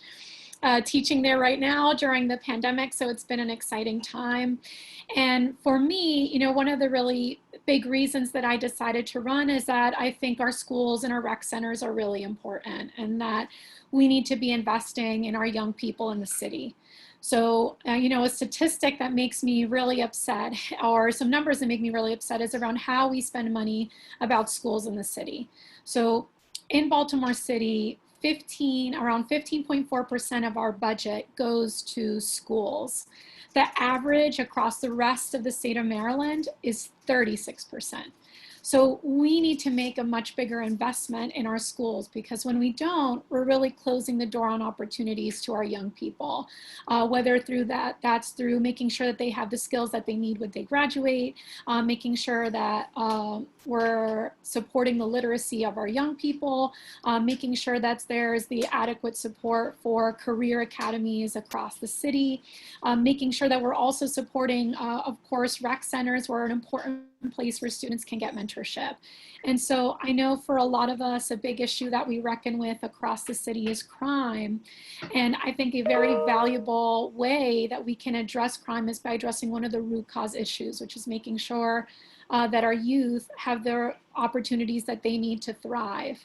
So those are, you know, that's what really excites me about running and about being a champion for our families and students in City Hall. And I'd love to take the moment. I don't want to take too much time with the speech, and allow folks to give questions, and definitely refer really quickly to the issue of the rehabilitation sites. And I think, you know, the point about that is super spot on, that it needs to be something that is well distributed across the city without having these extraordinarily dense pockets of those services, because it's not helpful. It's better for them to be well distributed so that the folks that need those resources can get to them regardless of where in the city that they live. And it's also too much of a tipping point in one place. I'll speak a little bit from experience that I taught in a school that was intended for foster care youth, and it was an alternative school, and a lot of the students that were in the system were in this school. And sometimes when you have such a concentration of need, even if you're putting all the services there, it is a lot for the rest of the community to really be able to support the amount of trauma, the amount of psychological support and mental health work that needs to be taking place. When we have really diverse communities, we can have really healthy communities. But I think, you know, to the point that was being made here in the Zoom call, super important to make sure that we don't have an imbalance of those kinds of services, so that, again, we can make sure people across the city can get them, but two, that it's not too much for any one community to have to handle. So yeah, I'd love to take any other questions that people have, or concerns or thoughts that you'd like to share with me. And yeah, thank you again for inviting me to join you all tonight. I'm muted, sorry. Kyle, did you want to kind of walk us through how we could split out to some groups? Sure. So yeah, this is kind of the end of our meeting. If you did not have any questions for the candidates, you're more than welcome to leave now. Thank you for joining us. I hope this meeting was informative and you got something out of it. It was great seeing everybody. Kyle, you want to take it away from there? Sure. If Franco's the only one here, I mean, we don't have to split, right? Because we could just all ask questions here. Perfect. That's fine. Yeah. Sorry. No problem. I think Robert is still on the meeting. Yeah, he's still here. So let's split out into groups, please. And then we can take some questions. If people had questions for Mr. Stokes, I'll write those down and we'll make sure we get them to him. Never mind. I think he did actually leave, but we can add questions from the. Yeah. So I would just say, if anyone's got questions, go ahead and chat them out right now. I think that will just be easier that way. Go ahead, Charlene. I have a question to Franca. So do city council representatives have any control over the city's school budgeting? We can definitely input at all. we can take and move items out of the budget. And so that's a big part for what we can do, and put pressure on the mayor, of course, to increase the budget for city schools. So we do have like our localized budget that goes to the schools.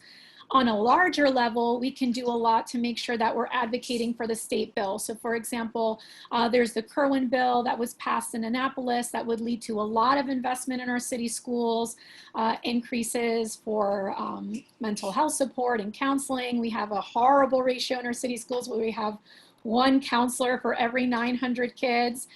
So in addition to being able to work on the city's budget, we can also push on Annapolis that just passed this bill, Kerwin, but then it was vetoed by Governor Hogan. And so, you know, we're really been hoping for an emergency session to try to push through that bill, or may have to wait until this next legislative session, since that doesn't seem to be picking up much momentum in Annapolis. So I do want to just emphasize that, you know, we have a lot of capacity through our connections to the community, our ability to mobilize and organize the community to put out and put pressure, not just at the city level, but also what we can do at the state level to get what we need for our families here in the city. Okay, thank you. There's a question in the chat. What do you think of the city ballot measures regarding governance? Emil, do you mind sharing which one? Is there one in particular you want me to focus on? Is it around the city manager position? The city manager position and the veto threshold and the budget. I think those were three of the ones that I thought were pretty interesting, and I wanted to hear what you thought. They sound good to me, but I was wondering if you have any insight and if they go far enough. If you support them, and do they go far enough? Yeah, I would say I'll start with the easy one first, which is absolutely, I think the veto threshold has to be lower. It's crazy that it's 12. So, you know, we need to make sure that we don't have as much of a strong mayor system. It makes our city less democratic. You know, it's the reason why Brandon Scott, I believe, has also been, you know, fighting for there to be more power within the council as a council member and council president, and as in his campaign for mayor. So I'm excited for that. I will say that I feel a little bit more uncomfortable around the city manager position. And I'll say that because it seems like a position with a tremendous amount of power that isn't elected. And so I do feel concerns around someone having that capacity to really shift and maneuver how things are done within city government that necessarily, you know, the people of Baltimore didn't place there. And that would really be one of my, you know, big kind of stopping points that keeps me a little less supportive of the city manager position. Franca, will you continue teaching if you're elected as council person? Unfortunately, while I would love to, while technically being a city council person is considered a part-time position, I don't think you can do it part-time. I think it is a full-time job, and that's what we've seen when we see city council people that have been really successful in being able to, you know, revolutionize the amount of work that their office has done. You know, I want to shout out the work of Zeke Cohen in District 1, who has done really great in uplifting constituent services, really being able to turn around 311 calls in his district, just like skyrocketed that work. You know, that happens because of, you know, total dedication and full-time dedication to that job. So I would take what would be called a political leave from teaching. I would still technically be a Baltimore Teacher Union member. It's a special designation that we have within the union. So in 4 years, I can decide to get back into the classroom if I want to. But no, if elected, I would become a full-time council person. Great, thank you. Jenny, did you have a question? I saw a couple questions in the chat. So I see one from Nicole and Jenny. Should I just, is it all right if I go in order? Absolutely. Yeah, go through for sure. Great. So Nicole says, what are your plans to improve the relationship between the community and the Baltimore City Police Department? There are some things that I've been hearing from neighbors that I think are huge and really important. A lot of neighbors want to see our police officers walking the beat. not necessarily in their cars. I think this is a really crucial and important cultural shift that needs to take place in the Baltimore City Police Department that can help to build relationships within the city. I also think that we need to have a really important conversation as a community, which is how do we deal with issues of crime in the city? And what are the most efficient ways for us to be using our public safety budget to deal with those issues of crime? And I think that a lot of the work that we've been doing and the reforms that we've been doing have unfortunately been band-aids on top of crimes that have already committed. And we need to be thinking, what are these root causes, right? So one I mentioned is the lack of opportunity for our young people, the need for the expansion of youth works to make sure they have jobs. Another piece is making sure that we have a $15 minimum wage, right? When we have families that have to work 2-3 shifts to make ends meet, that means that they're able to be less present for their children, including their teenage children, being there and supporting them through, the process of becoming an adolescent, which is when a lot of these decisions can be made that can be really detrimental for, that individual kid, the family, and our community. Also, if we don't have decent paying jobs, people are going to make a decision about how they're going to survive. And if that means getting involved in economies that, again, are detrimental over the long term for their well-being and our community's well-being, a lot of people are making decisions out of survival. So I think the more that we can do to be supportive of our community, making sure that there's housing opportunities, opportunities for folks to be becoming homeowners and building up wealth in our, Black and working class communities. Those are going to be huge ways that we improve our relationship with the police department, because we can see how a more efficient use of the police department can really pay off in dividends, as opposed to trying to use our police to also solve problems they weren't intended to solve. We can't be asking police to solve worker problems that should be getting, targeted towards mental health professionals and social workers. Other things that I think are really important, and this has come from some conversations with police officers. Actually, a police officer that was at the Harwood community event that we did, and he talked about the importance of bringing in more police officers into mentorship roles and making sure that we invest in having police having time to be a part of the community, helping with youth mentorship. So I think there's a lot of creative ways we can do to build back up trust, but they should center the community. The community should have teeth in those decisions. These shouldn't be boards that are just surface level. It's about community members really taking the lead in how we redefine and transform public safety into an entity that we feel is really here for all of our community members. Next question. What do you see? Have you heard about problems and solutions specific to Harwood? What will your priorities be for us? So I want to uplift the amazing work that you all have done. I love the beautiful alleyways, the lit alleyways, the idea to really take these spaces and make them community spaces. I think that's how we solve these issues in our neighborhoods, is by making sure that, we as the folks in the neighborhoods are at the center of solving them. And when you do that, you see these tremendously creative and beautiful solutions that I just think is something that people across the city have been interested in. I actually put Kyle in charge with some of the folks that are community leaders in the Oliver community that are trying to pull off something similar around community lighting. So thank you really for, being able to trailblaze and show how it can be done, even when the resources are tight. And so I think that, one of the issues being making sure we have lit streets and safety, dealing with issues of trash, making sure we're bringing back up support around recycling are all things that are important to the community. Issues I've heard just from knocking on doors, again, is around the issues of crime that I addressed a little bit beforehand. But, I think, to me, the way that we solve these problems is about having conversations together and making sure that the community of Harwood is at the center of solving Harwood's community issues. You guys are the ones that understand it better than anybody else. You know what can work on one block versus what can work on another.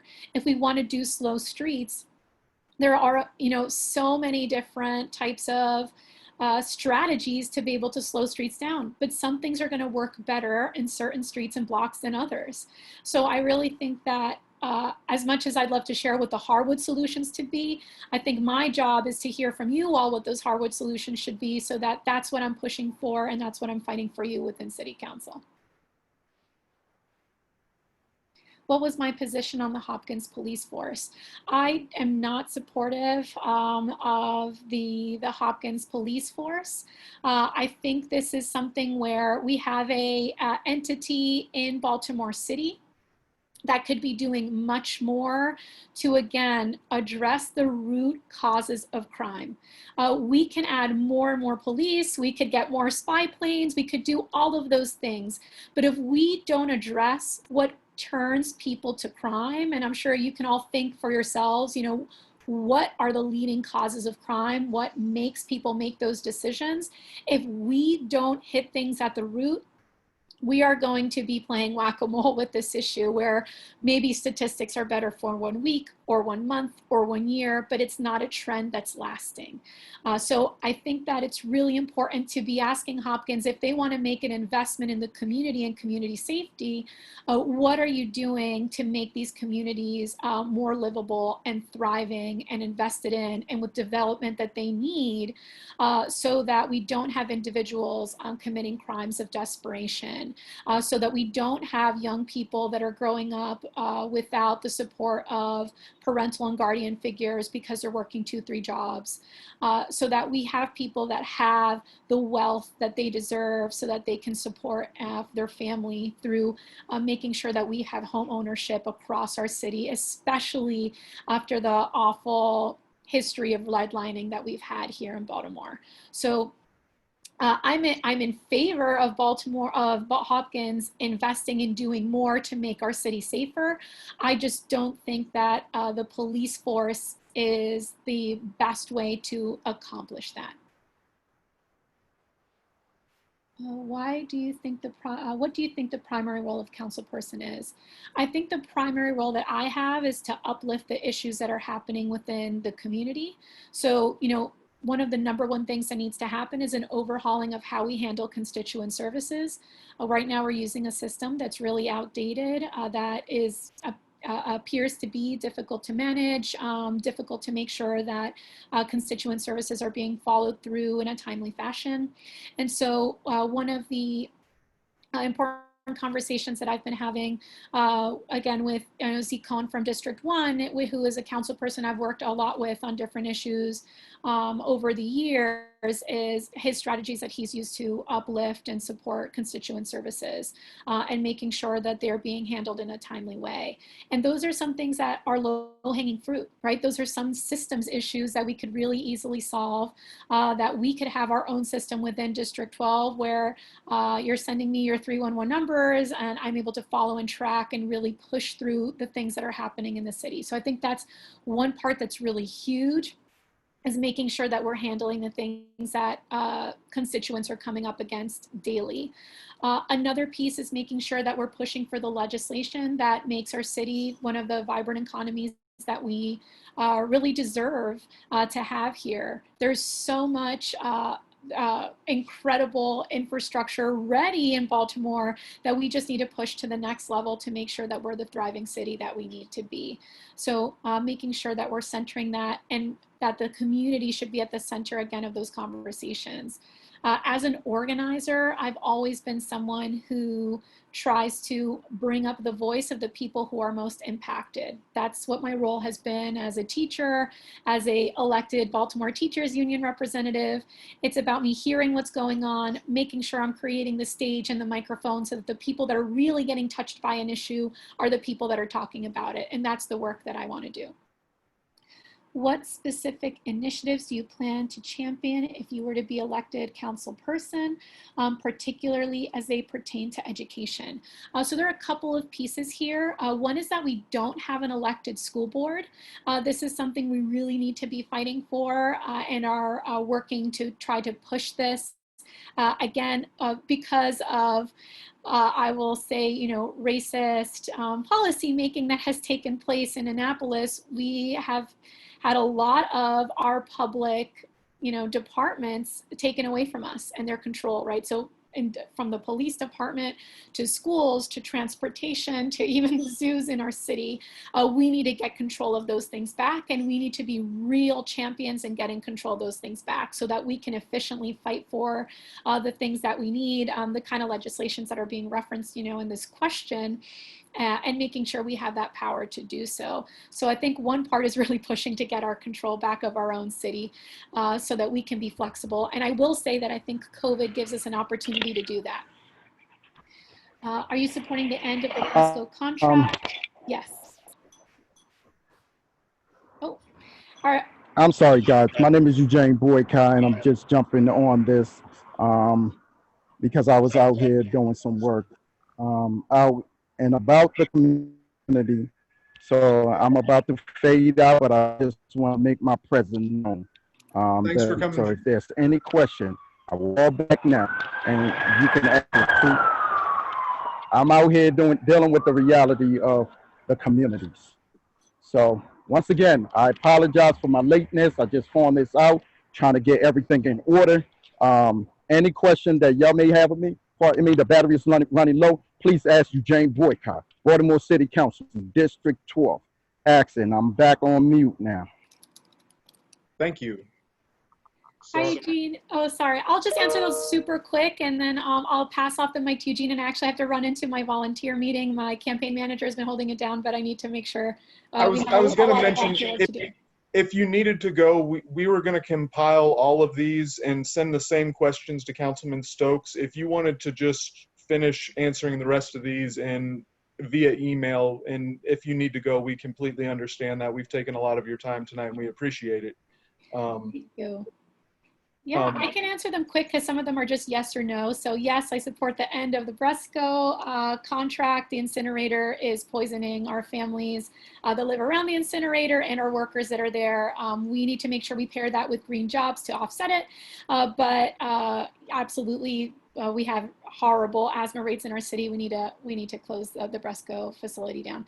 I do commit to attending Harwood community meetings. I've really enjoyed being able to sit in on these meetings and get great ideas from you all. So thank you for welcoming me into your space, and happy to continue to join. And do you think Baltimore police officers should be required to live in the city? Yes. There should definitely be quotas on the amount of police officers that are living within Baltimore City to make sure that they're invested and feel like community members here within the city and feel the need to have real relationships with our community members. So thank you so much. I look forward to seeing any additional questions. Feel free to reach out to me. My email is franca@francaforthepeople.com. And as I said, I'll put together any additional questions and send them to you. And I'm going to send the same list of questions to Councilman Stokes and also to Eugene so that they can answer those. And we'll send that out to everybody. Excellent. Thank you so much. Thank you all. Have a great night. Thanks, everybody. Thanks. It was a great meeting. I think there was a lot of great information there. Did anybody have any questions before we hop off? Comments, concerns? Thanks Keith for organizing. We've got a recording, so I'll send that out to Keith, and then we'll send it out to everybody else. And yeah, great meeting. It was great having Matt and those guys on from DOT. Yeah, I thought they had a lot of great information as well. That was awesome. Hey guys, if you don't mind, once again, let me make myself known. Eugene Boycott, Baltimore City Council. Hey, Eugene. Yes, sir. What is your email address? And I'll send you an email, because they asked a lot of questions of the candidates, and we would love to hear your answers as well. What's your email address, sir? It's E. Yep. Friends of Boycott @gmail.com. BOIKAI? Yes, sir. So I'm interested. One thing, let me close out this. I deal with all the hard stuff all the time, right? So it don't spill into the good communities. There's a lot of crimes and a lot of things that's going. We could talk about policies from here to the moon, but I represent all of the district, and I recognize the problems, the stuff that people do not want to do. I'm on the ground, I'm doing it. as far as policies, I am a Republican. I have nothing but the smartest people around me, and that's how I built my team.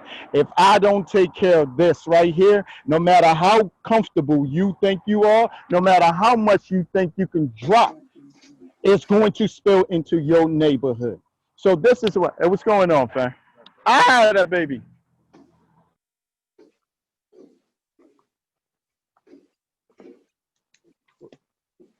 I think you're on mute, Eugene. I think you're on mute, Eugene.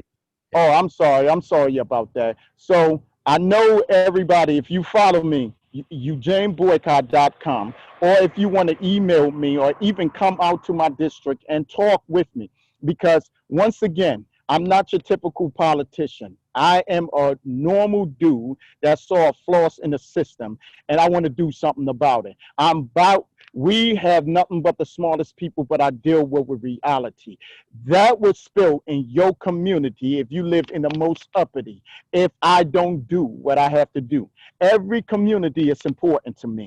Every organization I work with them. That's why I'm able to go into from the toughest district to the softest district. My concern is the need of the people. You could put $1 billion crime plan. The job of city council representative is to represent the people. Your concern is my concern. And as you can see, I'm boots on the ground, and this is what I do.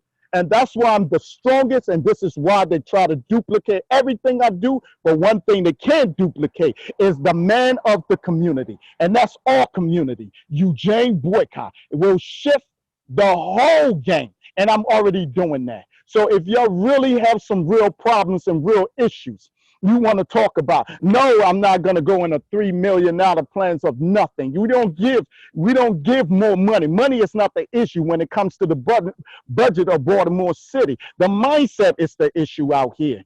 The mindset. We are next to the capital of the world, not just the capital of the United States, the capital of the world. Budget is not the problem. Corruption is the problem. The money is there. The budget is there. If I don't take care of this out here, no matter where you at, it's going to follow you. So I find it very offensive to have a person try to buy their way through the election. And that's what that candidate is doing. She's trying to buy her way by saying I worked on this. No, you are not on the ground. And I watch your team as you'll watch me. You do not know the people. And Stokes, everybody know you are out of touch. You are out of touch. One thing we did ask the candidates was, we don't want to hear anything about the other candidate. We just want to hear about what your plans are. And I want y'all to, I apologize. I want to apologize to you personally because I wish I would have had you on the invite earlier, and I'm sorry I did not get an invite to you. Yeah, I got it fast. So, but you know, I'm always on the ground. I'm always on the go. But like I said, forget all the policies and this. I can show you reality. If your community really, your organization really want to know about Eugene Boycott, I ain't making this far by just doing policy. The job of city council is to represent all of the district. And that's what I do. The job of a great leader is to have great people around you that can execute your vision. And this is what I do. I execute the vision. We have it. You are not going to buy your way. So I'm saying, reach in touch with Eugene Boycott. I'll give you my personal number. 443. Yep. 825 7984. You want to know about the concern of the communities as well as your community? Get with Eugene Boycott, because I come to everybody and I talk to everybody because I'm about the people and I'm the strongest on any ticket by far. That's what's going on. We need real change in Baltimore, and we need leadership that will go down and represent the need of the resident. And I live in the district. So anybody that's serious about having a better D12, come down on the ground, talk to Eugene Boycott. Get with Eugene Boycott. Don't sell me no talking point. That nonsense that they've been selling for years. That's what got Baltimore in the trouble as it is. I'm a father of 4, and I'm a real resident. I can go from the toughest of the district to the softest of the district. And when you're talking about representative, you need somebody that will represent your interest as well as having the experience and knowledge. I don't have to Mr. experience of Eugene, being the please, typical can I just politician. interrupt you, Mr. I'm Eugene? sorry, I get passionate I about love this. your passion. I But get passionate. one of the I get things that the passionate. Harwood Community Association is known for is that we have civility during our meetings. And we're happy to hear your platform, but we don't want to hear what you don't like about theirs. And I do ask also that, just on a general... Okay, so that's what I'm telling you about me. If you care about your community and stuff, you care about your community, you'll get with me. I left my number with you. Enough said about that. 443-825-7984. I'm not talking about them. That's why I'm on the ground constantly. But if you're talking about real solution, real plan, Eugene Boycott, point blank and period. Representative of the district, not just talking point. So with all due respect, I will get off. Yes, a representative of the district. So Eugene Boycott, get with me, okay? I'm going to get off of this now. We value de-escalation, and so we really want to make sure that when we're having these conversations that we're doing it on a level that encourages everyone to have a civil exchange. So we'd love to hear more from you. Once again, everyone. Yes, please, so reach out to me. Eugene, Go ahead, sir. I'll be sure to send you the email or the questions that we're going to send out to the other candidates as well, and we're going to disseminate the answers for those questions to everybody on our mailing list so that everybody knows the best they can about all of our candidates. So I want to try something new. I want to try something new, right? We send out the questions, right? Because people, they will get it to me when they get to me. But let's try something new. Bring me out to your district. Let's talk about the problem. Come to my district, so because District 12 is a bigger picture. I'm hands-on, and I want them to duplicate that. I want the best for my district because it's a bunch of people that have been stepped over. We are all in this together. If we really care, if you say you are a community organization, I know you are looking for the best of your district, and that's what I want to represent. Wherever your fight is, wherever your need is, that's Eugene Boycott. But if you want to see a bigger picture too, if you want hands-on as a representative, and the knowledge behind everything that can get things done, reach out better than just Zoom section. Reach out, mask up, do whatever you want, find out where I stand. How's that? Can I leave it as that? That sounds great, sir. I appreciate you, sir. Once again, is friends of Eugene Boycott at gmail.com. Excellent. We put it in the chat so everybody can see it and get to you when they need to. So we appreciate your information and thank you for joining us. My number 443-825-7984. That's not my office number. That's actually my cell phone number. So you can call that. It will ring. It's in the car. I walked away from the car. You will talk to the actual person. Thank you very much.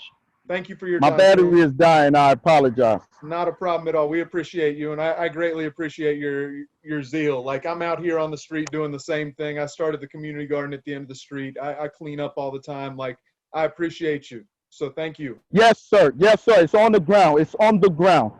Zone section is good, but it's on the ground. We need help. There's a lot of people that's not been spoken for, and that's who I represent. I don't care who does what. Show me the work on the ground. I'm that candidate I needed when I needed help. So our organization is supposed to represent the interests of their constituents. I'm here, Eugene Boycott. I'm going for everybody. So put me to work. Show me your need, because I could tell you a lot of the things that we need, and I'm going to push for, and how I'm going to fight for you. Eugene Boycott, please reach out to me. Once again, not my office number, but 443-825-7984. Any problem, anything, if y'all care about the district, you reach the man directly. Yes, Thank sir. you. Thank you for your time. Bye-bye. Anybody else have anything they wanted to add? I'll stay. I move that we adjourn. Can we get a second? If I Did you have something to add, ma'am? I'm sorry. Let's get one more in. Yeah, that's fine. Adjourn. I popped into your meeting last month. I gotta say, as you might have seen the sign behind me, yes, I'm running for mayor. Try to attend a lot of the community association meetings, but I gotta say, your group is one of the ones that is more vocal, concerned, and willing to put in work. And when you brought up Halloween and what to do in your district last month, you're one of the first community associations that actually brought that up and had a discussion. I just wanted to take a minute, not to campaign, because I'm sure y'all have had enough of that for the night. But I wanted to kind of compliment you guys. Like I said, you were one of the first to really be thinking about the children in the district in advance and not a last minute plan. So I commend you all for bringing that up last month and still continuing to find a viable plan. So thank you. Thank you. We Thank appreciate you. that. All right, I Miller, think did there's you a have motion to movement? adjourn and I second it. Okay, so thank you all. Have a wonderful night. See you guys. Good Meeting night. adjourned. Thanks, everyone.